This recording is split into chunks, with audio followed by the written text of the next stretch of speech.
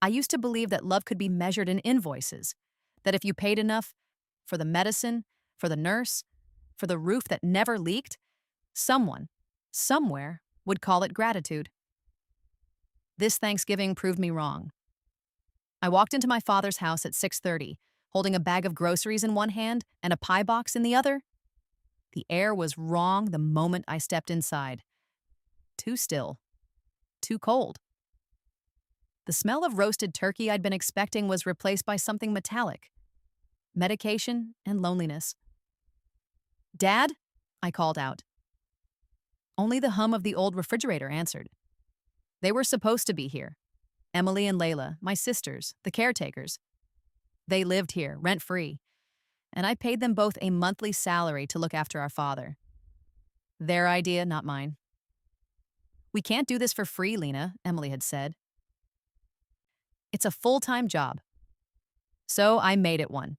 I paid them like employees. I hired a nurse for the evenings. I even sent money for the holiday dinner.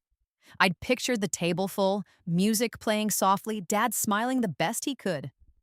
Instead, the living room was dark. The dining table bare except for a box of tissues and a folded newspaper. I dropped my keys into the bowl by the door and listened for movement upstairs. Nothing. Only the slow, uneven ticking of the clock I'd bought him years ago. Too loud in an empty house. I found him in his room, propped against the pillows, his left arm useless on the blanket. The lamp beside him was off. His dinner tray untouched. His hearing aid was in, but when I spoke, he still flinched at my voice. "Dad, it's me, Elena." His eyes brightened for a second, then clouded again. "They said you'd be late," he mumbled. "Who?" I asked, though I already knew. "Girls, went out. Big dinner, fancy house, didn't want me and to come." My throat closed around the answer I couldn't give him. I turned away, set the grocery bag on the counter, and forced my voice steady. "They'll be back soon," I lied. "We'll eat anyway." In the kitchen, the counters were spotless. Too spotless. No pans, no crumbs, no signs of cooking. They hadn't even bothered to pretend. The nurse's bag was gone too. I checked my phone. A text from Emily sent 2 hours earlier. "Hey, Lena. We decided to spend Thanksgiving with Adam's family. It's easier for everyone." "Don't worry, Dad's fine. The nurse checked on him this morning. You can come by tomorrow. Happy Thanksgiving, easier for everyone." They'd left a paralyzed man alone on a holiday and called it easier. And the irony, the meal they were eating, the wine they were drinking, the clothes they wore, was all paid for with my money. The transfers I made every month for care expenses. Every check had bought me silence, not love. I heated the pre-cooked turkey slices I'd brought and arranged them on 2 plates. The kitchen light flickered above me. I carried the tray to his bedside and set it down. He watched me, embarrassed, like he was the one who'd failed. "I'm sorry," he said slowly, the words fractured. "You don't apologize to me," I whispered. "They should." He tried to smile, half his face refusing to follow. I sat beside him, fed him small bites, and told him stories from work he couldn't quite follow. When the meal was done, I wiped his hands and turned on the lamp. For a long time, we just sat there, the two of us, watching the soft light spread across the walls. Outside fireworks cracked somewhere in the distance. Someone else's celebration. "Dad," I said quietly, "do you trust me?" He looked at me, puzzled. "With my life," he said. I nodded. "Good, because it's time I start protecting it." He didn't understand, not yet. But I did. That night, as he drifted to sleep, I walked through every room in that house, the one I'd paid to renovate, the one my sisters called our home. It was filled with my money, my effort, my father's pain, and their absence. I stood at the empty table, the pie still untouched in its box, and made a promise under my breath. "You will never be left alone again, Dad." But they will. My name is Elena Ward. I'm 36 years old, but I became an adult at 14. That was the year my father was diagnosed with cancer. The year my mother left. They said the tumor was aggressive but treatable. Words that sound like hope when you're too young to understand the price of it. My father tried to sound brave. He told me he'd beat it like a bad harvest. I believed him because that's what daughters do before the world teaches them that believing is expensive. 3 months later, my mother packed 2 suitcases and drove away. She didn't leave a note, just an open drawer and the faint smell of her perfume clinging to the curtains. People in town said she'd gone to start over. What they meant was she couldn't stand the sickness, the bills, or the silence between treatments. I used to think she was weak. Now I think she was just done earlier than the rest of us. After she left, it was me, Dad, and 2 little girls who still needed bedtime stories. Emily was 8, Layla 3. I told myself I could handle it. Kids are built to adapt, and I adapted faster than most. I learned how to read insurance forms, how to cook bland food that wouldn't upset chemo, how to talk to adults who looked at me like I was something tragic.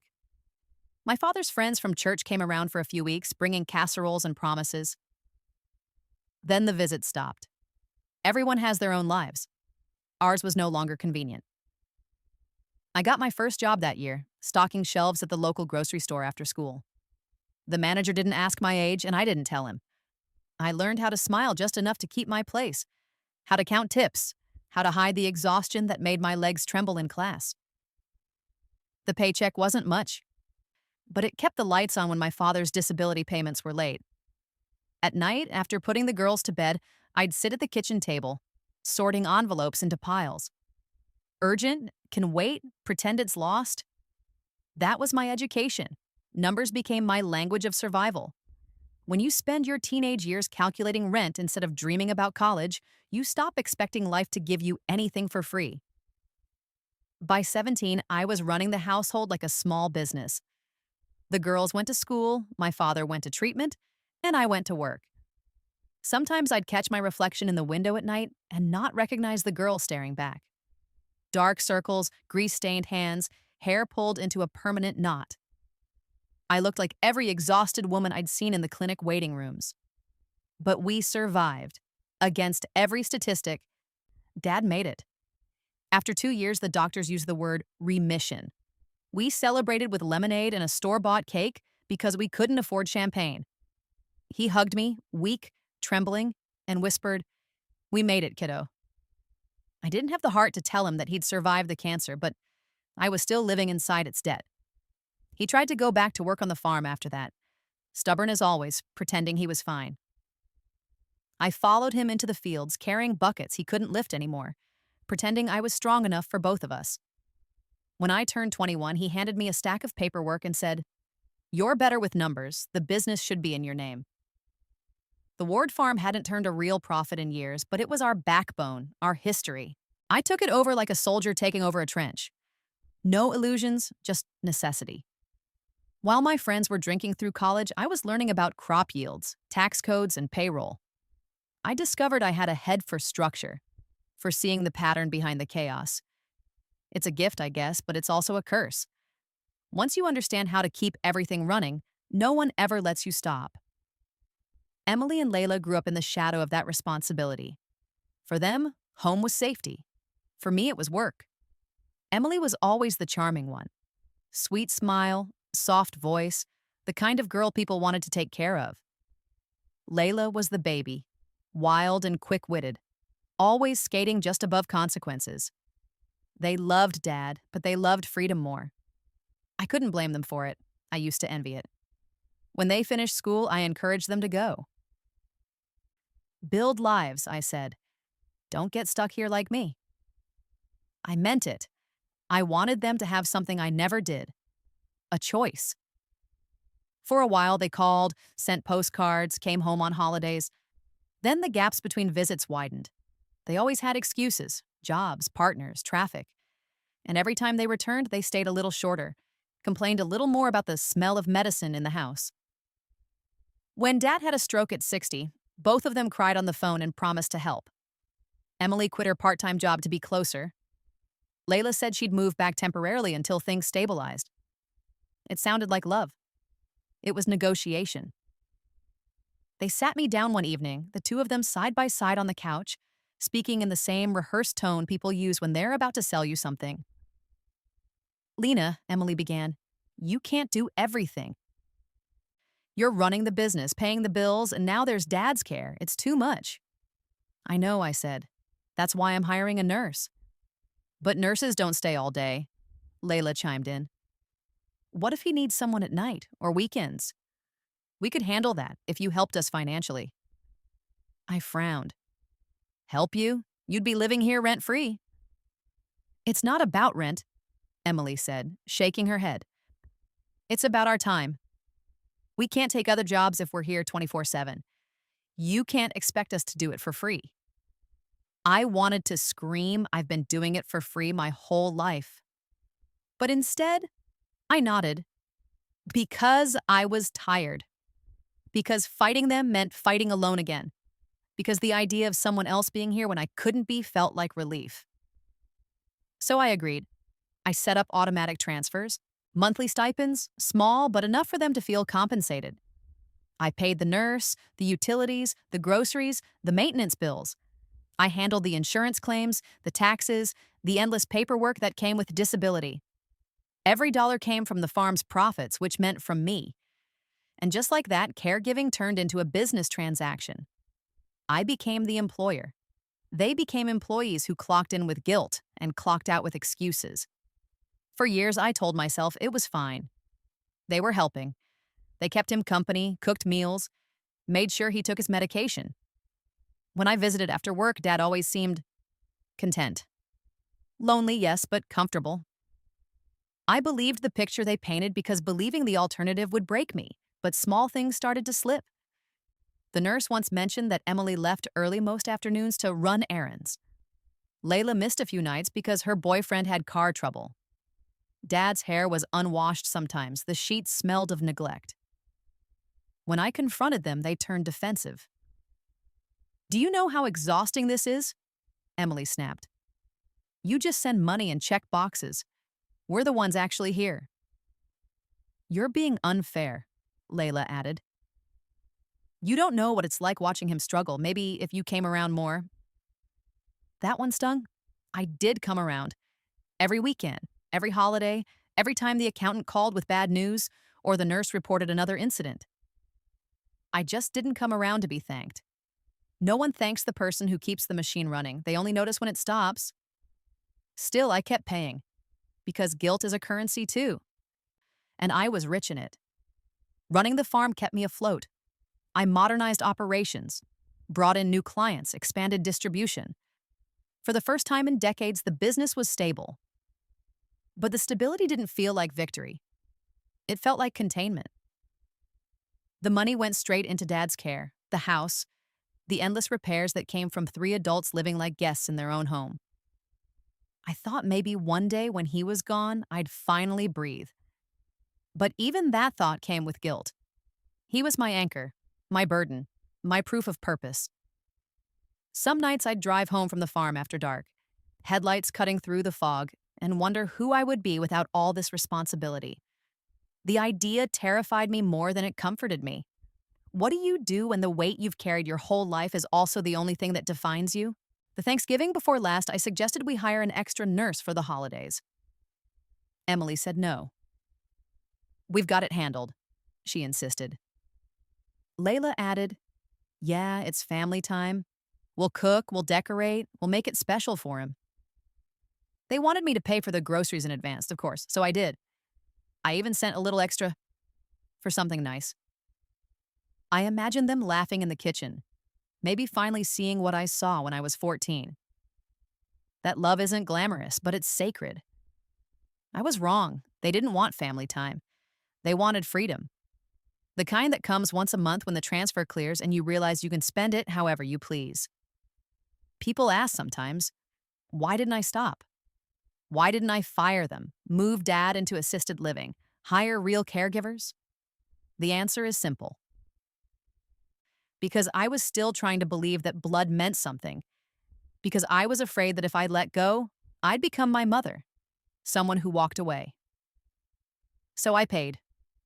Month after month, year after year. I told myself I was buying peace, stability, maybe even redemption. But on that cold Thanksgiving evening, when I found my father sitting alone in the dark, I finally understood what I'd really been buying. Silence. And silence, I realized, has an expiration date. That night, as I cleaned the dishes and listened to his shallow breathing from the next room, I replayed every moment that had led here. 14 and reading medical bills, 20 and signing farm contracts, 30 and negotiating with my sisters like they were clients, 36 and finding my father abandoned in the house I'd paid for. Every version of me had carried the same weight, but for the first time, I didn't feel crushed by it. I felt awake. Because love built on debt will always collapse eventually, and I was finally ready to let it fall. It started with paperwork. Not anger, not revenge, not even a plan, just forms.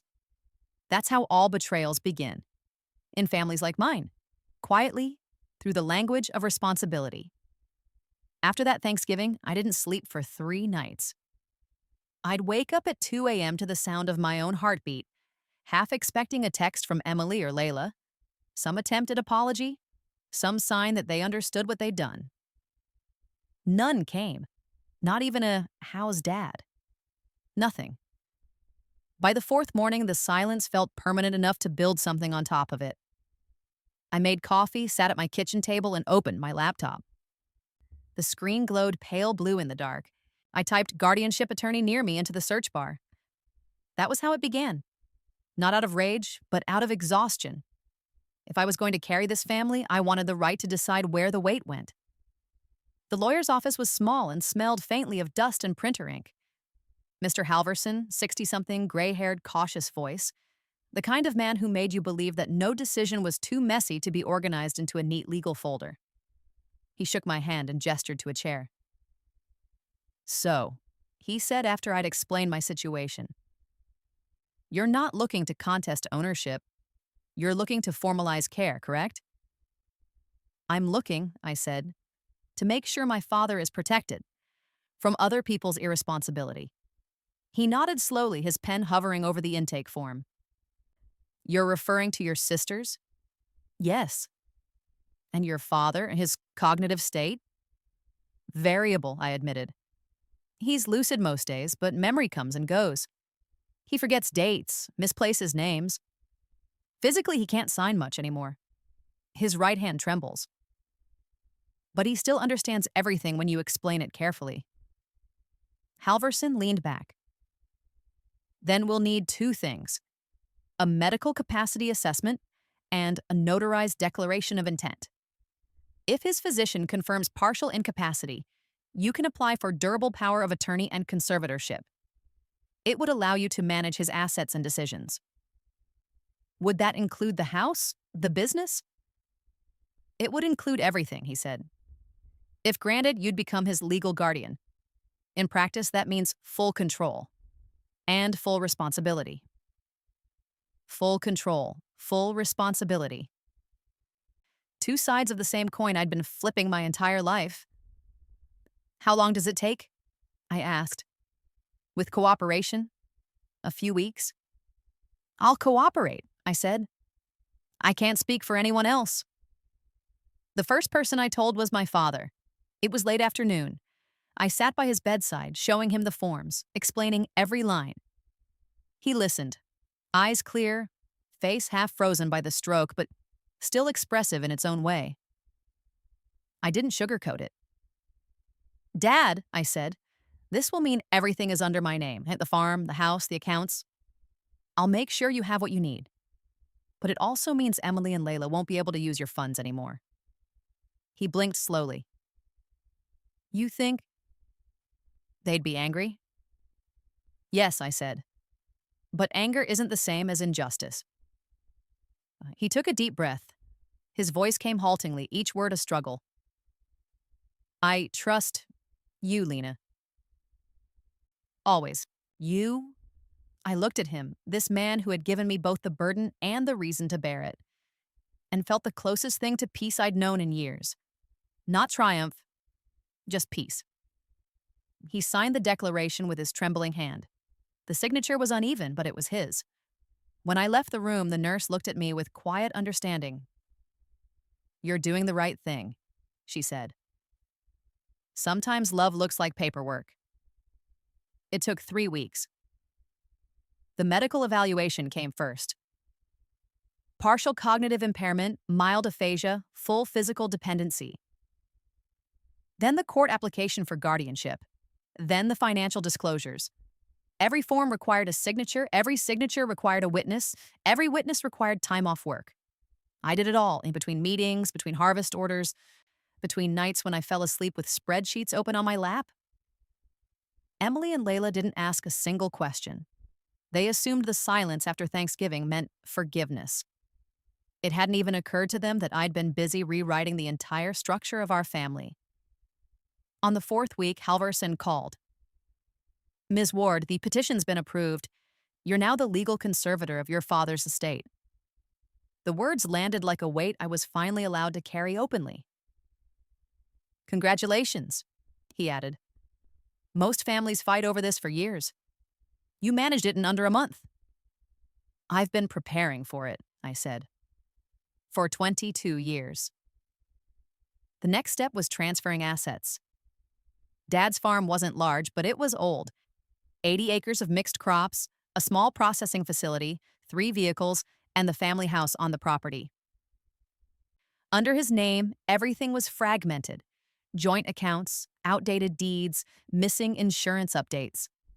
I'd been patching it all together informally for years. Now it was time to make it official. I spent a weekend with the accountant, redrafting ownership structures. The new title would read, Ward Farm Holdings, sole proprietor, Elena M. Ward. When I signed the final form, I didn't feel guilty. I felt relief, like I'd finally cleaned up a mess everyone else pretended wasn't there. The sisters found out on a Tuesday. I remember the date because it was the first day of spring rain, and the smell of wet soil drifted through my office window. I was reconciling supplier invoices when Emily called. Her voice was sharp, clipped, the voice she used when she thought she was being reasonable. "Lena, did you move Dad's accounts? I just tried to pay the cable bill and the login doesn't work." "I updated the credentials," I said. "Everything's under my management now." "What does that mean, under your management?" she asked slowly, as if testing each word. "Like, you're handling the paperwork?" "No," I said. "Like I'm his legal guardian. I handle everything." There was a pause, a small, stunned silence. And then her tone changed, brittle and high. "You did this without telling us?" "I didn't need to tell you," I said calmly. "It's between Dad and me." "What the hell, Lena? Her voice cracked. "You can't just take control of everything. That's manipulation. You're isolating him." "He's not isolated," I said. "He's cared for, which is more than I can say for Thanksgiving." I could hear Layla in the background, her voice muffled but unmistakably outraged. "What's happening?" Emily covered the phone and whispered something. Then back to me. "We're coming over." I looked out the window at the rain streaking down the glass. "I'll put on coffee," I said, and hung up. They arrived 30 minutes later. Emily in her beige coat, Layla in sweatpants and defiance. Neither of them greeted Dad. They went straight for me. Emily slammed her bag on the table. "What the hell did you do?" "I protected Dad," I said evenly. "Legally, financially, permanently." Layla crossed her arms. "You stole from us." "No," I said. "You can't steal something you're the only one paying for." Emily's face flushed. "We were caring for him. You were billing me for it," I snapped. The edge in my voice surprised even me. "You got paid every month to live here and play nurse when it suited you. I thought it was love." Turns out it was payroll. Layla rolled her eyes. "God, you always act like some martyr. We did our part." "You left him alone," I said quietly. "On Thanksgiving." The words hit the room like a slap. For a moment, even they didn't know how to respond. Then Emily tried to recover. "We made a mistake. We needed a break. You don't get to weaponize that." "I'm not weaponizing anything," I said. "I'm reorganizing. There's a difference." I handed Emily a folder, copies of the guardianship papers, financial statements, the notarized declaration Dad had signed. Read them, I said. You'll see everything's legal, transparent. She flipped through the pages, her hand trembling. This, this gives you control of all his assets. The house, the business, the savings, everything. Yes. Layla snatched the folder from her. You tricked him. He doesn't understand these things anymore. He understood perfectly, I said. I read every line to him. He signed it willingly. Because you cornered him, she yelled. You've always wanted this. You want to be the savior, the good daughter, the one who gets everything. I let the words hang in the air. They were meant to hurt, but all I felt was pity. Layla, I said softly, I already got everything. The bills, the sleepless nights, the responsibility. You just didn't want any of it. Emily pushed the folder away and sat down heavily. You're unbelievable. You think this makes you noble? It makes you cruel. No, I said. It makes me done. Dad's nurse came in then, startled by the raised voices. She looked at me, then at them. Is everything all right? Perfectly, I said. We're just discussing accountability. Layla scoffed. You mean control? If that's what you want to call it. Emily stood up again, pacing. You can't expect us to just accept this. I don't expect anything, I said. But understand this. From now on, you don't touch his accounts. You don't authorize purchases. You don't speak to his financial advisors. You visit. You help if you want. But the decisions go through me. That's the law now. Layla muttered, We'll see about that. You will, I said. In court, if necessary. That shut them up. For a moment. They left after 20 minutes, slamming the front door so hard that the windows rattled. Dad, who had been dozing in his chair, stirred when the echo died down. They upset? He asked slowly. I knelt beside him. A little. But they'll calm down. He smiled, a small, crooked smile. You did good. I pressed his hand. I did what I had to. That night, I went through the house room by room, cataloging what now legally belonged to me, the farm equipment, the vehicle titles, the house deed, the savings accounts, the investment portfolio that my father had built over decades of small harvests. For the first time, I realized how much he'd managed to preserve despite everything. The debt, the illness, the loneliness. He'd never been rich, but he'd been diligent. He'd left enough for us to survive, maybe even to thrive. And his daughters, his other daughters, had treated that legacy like an open bar tab. I didn't feel proud. I felt tired. But beneath the exhaustion was something colder. A kind of satisfaction I hadn't known I was capable of. They'd always believed I was incapable of cruelty. Maybe they were right. What I did wasn't cruel. It was precise. 2 days later, the first fallout arrived. An email from Emily. Subject line, we need to talk. She wrote 3 paragraphs of outrage dressed up as reason. Words like unfair, manipulative, unethical. She mentioned a family meeting. She copied Layla and their boyfriends. She even CC'd Dad's former accountant, as if public witnesses would make it moral. I replied with one line. All communication regarding Dad's estate will go through my attorney, Mr. Halverson. 5 minutes later, she texted, You're making a huge mistake. I didn't reply. Halverson advised me to document everything. They'll fight it emotionally before they fight it legally, he said. That's the pattern. He was right. Over the next week, Layla posted a vague Facebook rant about selfish siblings who exploit the elderly. Emily called distant relatives to explain the situation. But gossip is a weak weapon when the paperwork's clean. One evening, I stopped by the house after work. Dad was watching television, half asleep. The nurse had left early and the sisters hadn't been back since the confrontation. The place was quiet, clean, orderly, almost peaceful. I reheated soup, sat beside him, and realized that for the first time in years there was no background noise of resentment in this house. No whispered arguments, no guilt transactions. just the steady rhythm of care. When he finished eating, I asked him, "Do you miss them?" He looked at me for a long moment, then said, "Miss who?" I smiled sadly. "That's all right." He didn't remember. Not clearly, but I did. And that was enough. Before leaving, I locked the new filing cabinet where I kept all the legal documents. The key felt heavy in my pocket, heavier than any jewelry, any heirloom. It wasn't about ownership anymore. It was about control. Of the narrative, of the years I'd spent cleaning up everyone else's mess. And for the first time, I wasn't afraid of what came next. A week later, a certified letter arrived from Emily and Layla's attorney. The language was predictable. Intent to contest, possible undue influence, revocation of authority. Halverson called me after reading it. "Don't panic," he said. "This is their first move. They'll file a petition soon. You'll get a court summons. It's procedural." "I'm not panicking," I said. "I expected it." He paused. "You sound calm." "I am. I've been preparing for this all my life."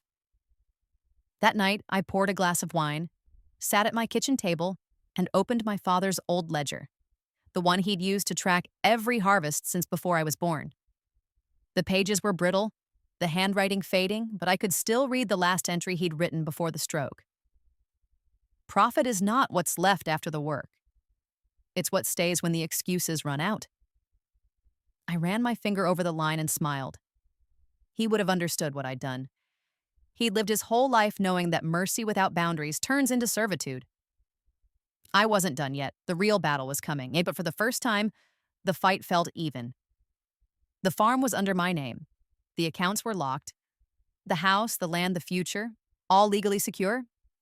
And my sisters, for once, were on the outside looking in. They thought they'd been disinherited.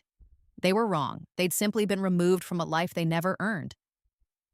The next chapter would be written in court, but as I turned off the lights and stood by the window looking out over the dark outline of the fields, I felt something almost holy in the quiet.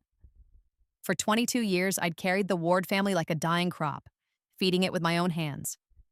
Now, at last, the harvest was mine, and I intended to keep it. The letter arrived 2 weeks later. Heavy paper, official seal, a line of black print that changed everything I already knew was coming. Petition for revocation of guardianship and control of estate, filed jointly by Emily Ward and Layla Ward. Reason: improper influence and financial coercion over an incapacitated parent. I read it 3 times. Once for each betrayal it contained: the legal accusation, the moral insult, the personal rewriting of history. They weren't just fighting for money. They were fighting for the narrative. The version of our lives where they were the saints and I was the thief. The first hearing was scheduled for a Tuesday morning in mid-May. By then, the farm had already begun its new season. The fields green with young shoots, the air thick with the smell of wet soil and diesel. I drove into town in silence, my father's medical file on the passenger seat, my stomach hollow but steady. Dad insisted on coming. The nurse and I tried to convince him otherwise, but he was stubborn. "I'll speak," he said, words slurred but firm. "My house, my say." So he packed his wheelchair into the van, along with his medication and water. He wore his old brown jacket and the one from before the stroke, because, as he said, judges respect a man who looks like he works. The courthouse smelled of polish and nerves. Emily and Layla were already there, dressed in dark suits that didn't fit their personalities. Emily too stiff, Layla too casual beneath the surface. They sat with their lawyer, Mr. Carlton, a man with the kind of tan and teeth that come from selling stories, not truth. I nodded politely. They didn't return it. Carlton smiled the way a fox smiles at a rabbit that hasn't realized the fence is open. "Ms. Ward," he said, "I suppose we'll be seeing quite a bit of each other." "Only once," I said. After today, there's nothing left to see. When the judge entered, Honorable Margaret Stein, late 50s, calm but with eyes that could slice through rehearsed grief, we all stood. She looked at each of us like she already knew the ending, but would let us walk into it anyway. "Let's proceed," she said. Carlton went first. His voice was smooth, controlled, almost tender as he laid out the sisters' version of events. "Your Honor," he began, "this case is about compassion misused. My clients, Emily and Layla Ward, have spent years caring for their ailing father, a man who has suffered both cancer and a debilitating stroke. They devoted their lives to him, sacrificing careers, relationships, and personal stability to provide round-the-clock care. Then, without warning, their elder sister, Elena Ward, arrived with paperwork and lawyers, manipulating a confused and vulnerable man into signing over his home, his business, and his savings. She cut them off financially, restricted their access, and assumed complete control. This is not a story of responsibility, Your Honor. It is a story of exploitation, one masked as love." He paused for effect, then gestured toward Emily and Layla, who sat with folded hands and mournful expressions. Emily dabbed her eyes with a tissue. Layla looked down at her lap like a repentant saint. It was a performance, and a good one. The courtroom murmured quietly, sympathy leaning in their direction. Carlton smiled, satisfied. When it was my turn, my lawyer Halverson stood. His posture was straight, his tone clinical. "Your Honor, my client doesn't deny assuming legal guardianship. What she denies, and what the evidence will prove false, are the claims of coercion or neglect. Ms. Ward has spent over 2 decades supporting this family financially, medically, and emotionally. She took over the family business at 21 to keep the household alive after her mother abandoned them.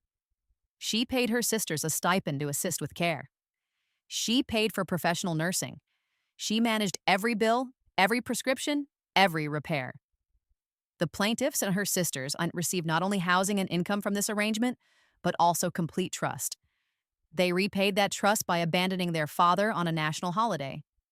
The documents we'll submit today include bank records, care invoices, and eyewitness testimony confirming the defendant's consistent pattern of negligence. This is not exploitation. It's accountability." He sat down. I could feel the tension in my chest shift, not loosening, just moving to a different place. The judge adjusted her glasses. "We'll hear from the plaintiffs first." Emily stood, smoothing her skirt, eyes shimmering with practiced tears. "Your Honor," she began, voice trembling, "we never meant for it to come to this. We just want what's fair. My sister, Elena, she's always been controlling.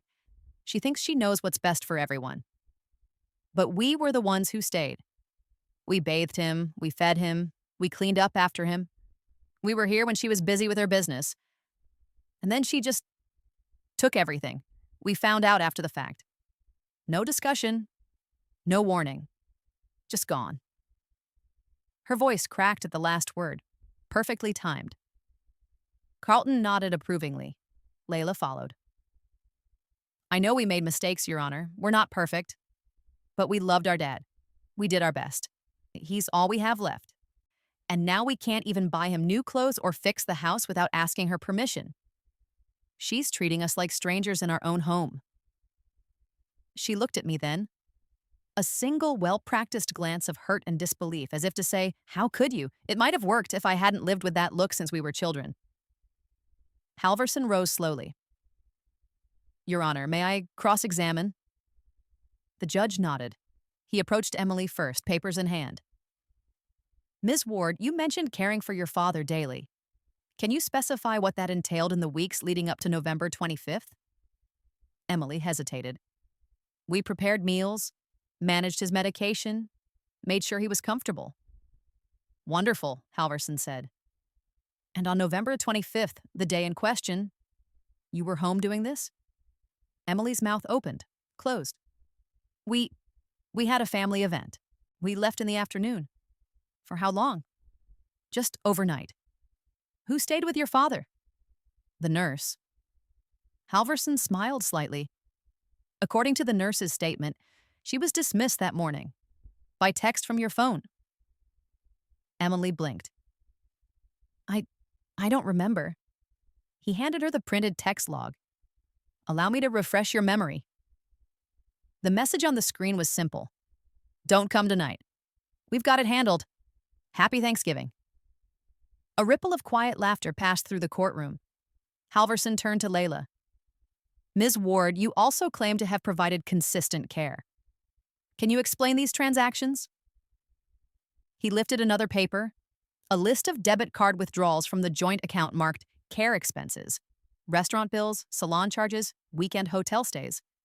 Layla flushed. We needed breaks.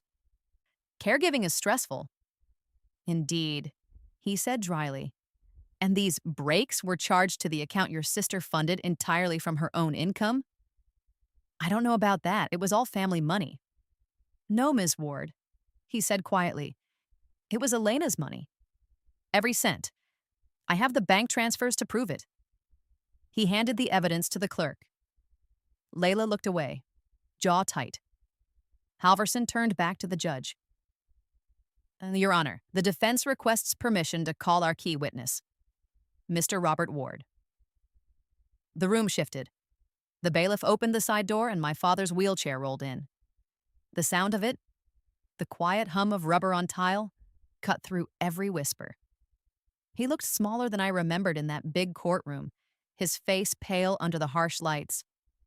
But his eyes were clear, and for the first time in years, they burned with something like anger. The judge leaned forward. Mr. Ward, you understand where you are? He nodded once. A court. Do you wish to make a statement? He looked at me. I nodded, giving him silent permission to do what he'd come to do.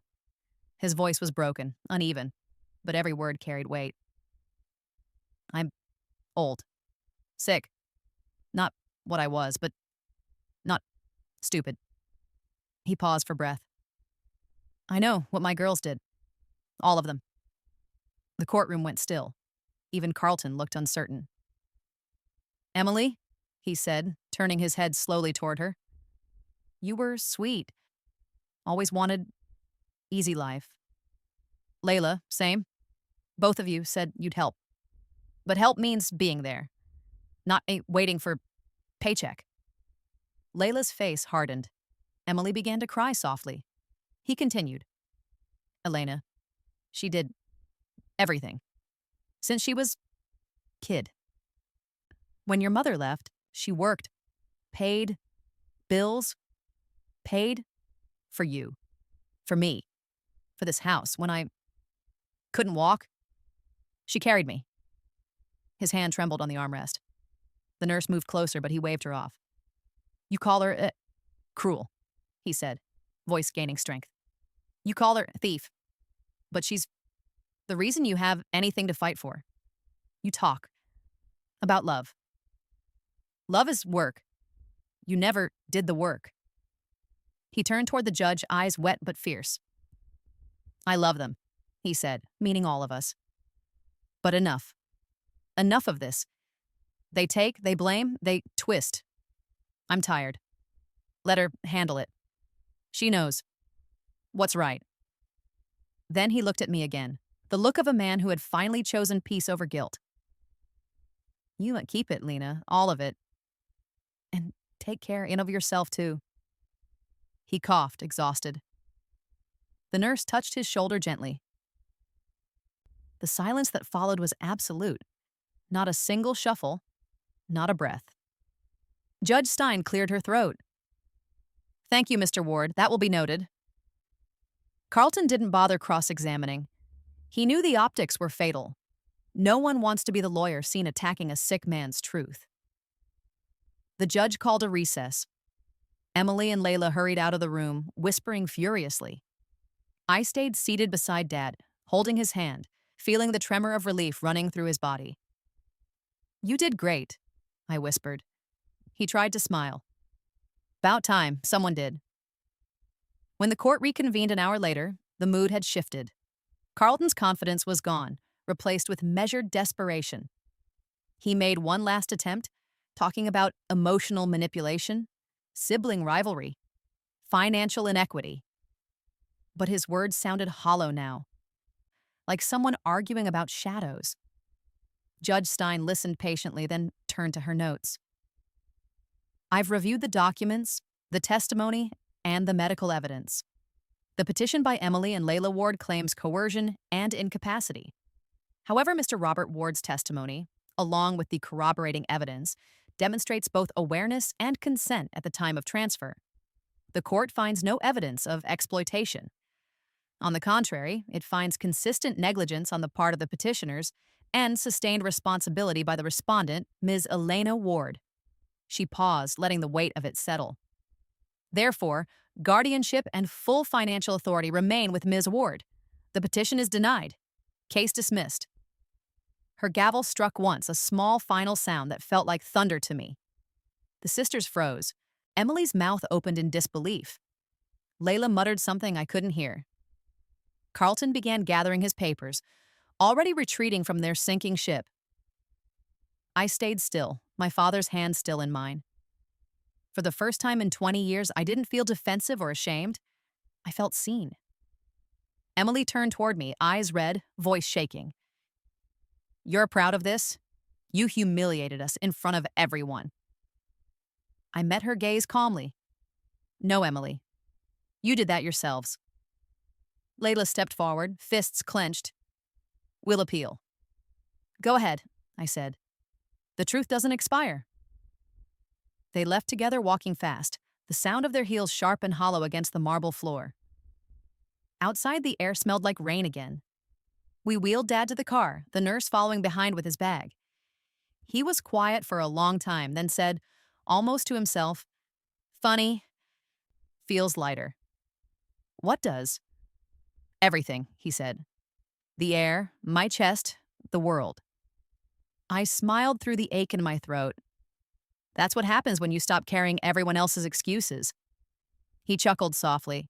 It came out like a wheeze, but it was the most alive sound I'd heard from him in years. That night, after putting him to bed, I stood by his window and watched the dark fields stretch out under the moonlight. Somewhere out there, new crops were pushing through the soil, fragile but determined. I thought about all the years I'd mistaken endurance for love. Maybe they were the same thing once, but now I knew better. Love doesn't mean giving endlessly. It means stopping when the giving turns into erasure. Tomorrow, I would call the accountant, finalize the business registration, and transfer the last insurance policy into my name. The farm would finally be whole, clean, efficient, accountable. My father's legacy preserved, and for the first time in my life, I wasn't afraid of what came next. Before going to bed, I checked on Dad one more time. He was half asleep, the lamp casting a soft halo over his lined face. He opened his eyes when he heard me. You still here? He asked. Always, I said. He smiled faintly. Good girl. I turned off the lamp. In the dark, I whispered the words he'd said in court, letting them settle in the quiet room like a benediction. Love is work. You never did the work. And for the first time, I finally believed him.